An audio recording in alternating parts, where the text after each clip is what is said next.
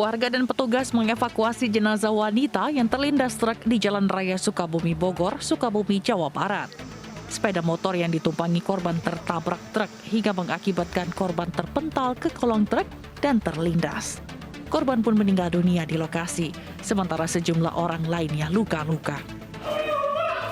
Jenazah korban kemudian dibawa ke Rumah Sakit Sekarwangi. Keluarga korban histeris saat tiba di depan kamar jenazah. Arus padat, kendaraan motor itu melambung ke kanan. Diikuti sama kendaraan pickup di belakangnya. Karena di depan ada tronton, kendaraan roda 2 melakukan pengereman. Nah, untuk yang mobil pickup ini tidak bisa mengendalikan sehingga menabrak motor yang di depannya. Sehingga terjatuh ke bawah tronton dan terjadilah kecelakaan. Polisi kini masih memeriksa kecelakaan ini dengan memeriksa sopir truk dan sejumlah saksi. Dari Sukabumi, Jawa Barat, Budi Setiawan, Aidus melaporkan.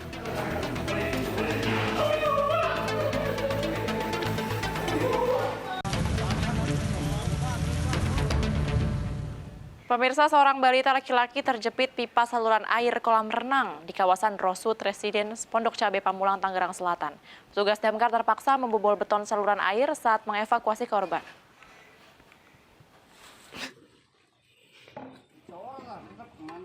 Inilah video yang direkam warga saat seorang balita terjebak di saluran air kolam renang di Palaraya Rosewood Residence, Pondok Cabe Pamulang, Tangerang Selatan. Petugas pemadam kebakaran terpaksa membongkar dinding saluran kolam renang untuk mengangkat pipa saluran air kolam renang. Upaya ini dilakukan agar lengan balita yang terjepit dapat terlepas. Dengan memotok pipa menggunakan gergaji kecil, lengan balita ini akhirnya terlepas dari jepitan lubang pipa. Proses evakuasi balita yang terjebak di saluran kolam renang ini berlangsung selama 3 jam.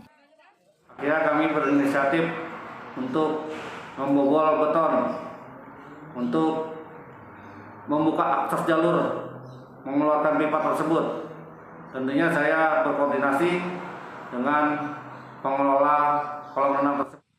Sementara itu, balita tersebut selanjutnya langsung dibawa ke rumah sakit terdekat untuk mengobati luka memar yang dialami. Dari Tangerang Selatan, Nunung Purnomo, iNews melaporkan. Selanjutnya, pemirsa, Bareskrim Polri akan memeriksa Ferdinand Hutahian terkait cuitannya yang diduga mengandung ujaran kebencian. Sebelumnya, Bareskrim Polri telah menerbitkan surat perintah dimulainya penyidikan atau SPDP kasus tersebut.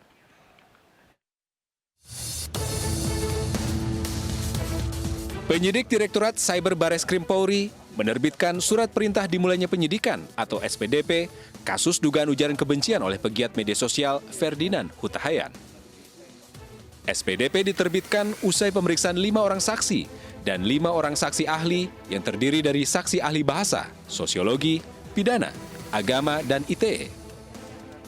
Bareskrim akan memanggil Ferdinand Hutahian untuk diperiksa 10 Januari mendatang.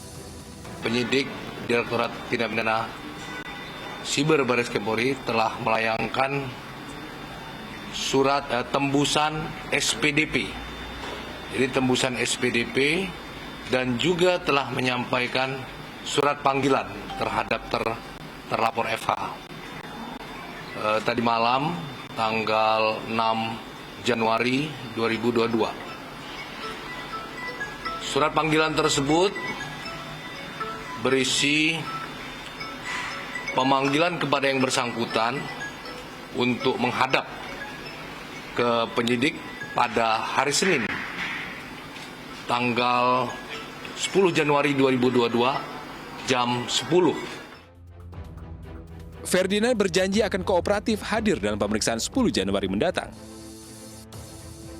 Dan besok saya akan memperkuat pernyataan saya, klarifikasi saya di hadapan penyidik, disertai dengan beberapa bukti yang saya anggap patut saya serahkan kepada penyidik untuk memperkuat argumen saya bahwa yang saya lakukan ini bukanlah sebuah perbuatan pidana dan tidak ditujukan kepada siapapun, tetapi adalah sebuah dialog dengan diri sendiri. Pembangunan opini dan stigma seolah-olah ini Ferdinand Batak Kristen menyerang Islam, padahal sesungguhnya tidak. Ferdinand Hutahian itu sudah menjadi mualaf sejak 2017.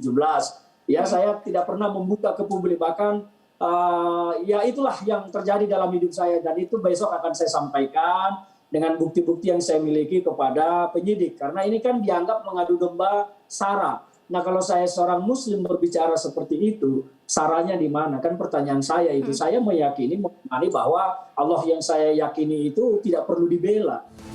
Polri menerapkan pasal 28 ayat 2 junto pasal 45 ayat 2 Undang-Undang ITE terkait dengan menyebarkan informasi yang ditujukan untuk menimbulkan rasa kebencian dan atau permusuhan individu atau kelompok berdasarkan SARA. Selain itu, penyidik juga menerapkan pasal 14 ayat 1 dan 2 Undang-Undang Nomor 1 Tahun 1946 tentang Peraturan Hukum Pidana terkait dengan menyebarkan berita atau pemberitaan bohong yang dapat menimbulkan keonaran di masyarakat. Dari Jakarta, tim iNews melaporkan. Ya pemirsa, aksi dan cuitan Ferdinand Hutahean kerap jadi kontroversi dan mendulang sorotan. Mulai dari pengumuman pengunduran dirinya dari Partai Demokrat, cuitan infrastruktur langit yang menyindir Wakil Presiden Ma'ruf Amin hingga kritikan pada Presiden Joko Widodo.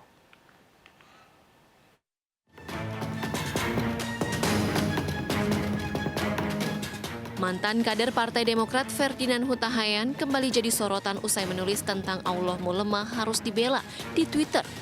Namun tak hanya itu, sebelumnya aksi Ferdinand kerap mendulang ragam tanggapan warganet. Ferdinand yang bergabung di partai berlambang Mercy sejak tahun 2017 pernah mengumumkan pengunduran dirinya dari Partai Besutan Susilo Bambang Yudhoyono. Ia mengaku sudah tak satu pemikiran lagi dengan sang Ketua Umum Agus Harimurti Yudhoyono. Pada Mei tahun lalu, Ferdinand pernah mengkritik Presiden Joko Widodo terkait pelonggaran pembatasan sosial berskala besar.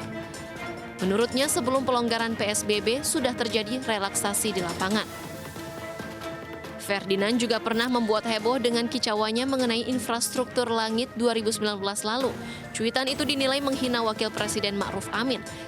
Sebelumnya, istilah ini dilontarkan Ma'ruf Amin untuk merujuk proyek telekomunikasi Palaparing saat debat Pilpres. Tahun 2018, Ferdinand walk out dari Rapimnas Partai Demokrat saat Presiden Jokowi berpidato.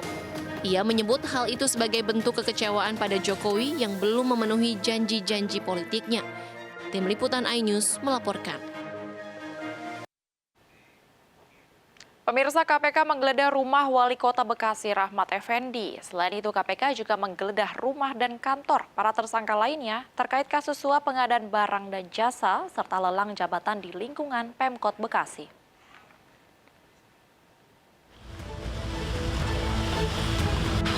Tim penyidik KPK menggeledah sejumlah tempat di wilayah Bekasi, Jawa Barat terkait kasus dugaan korupsi yang melibatkan Wali Kota Bekasi Rahmat Effendi.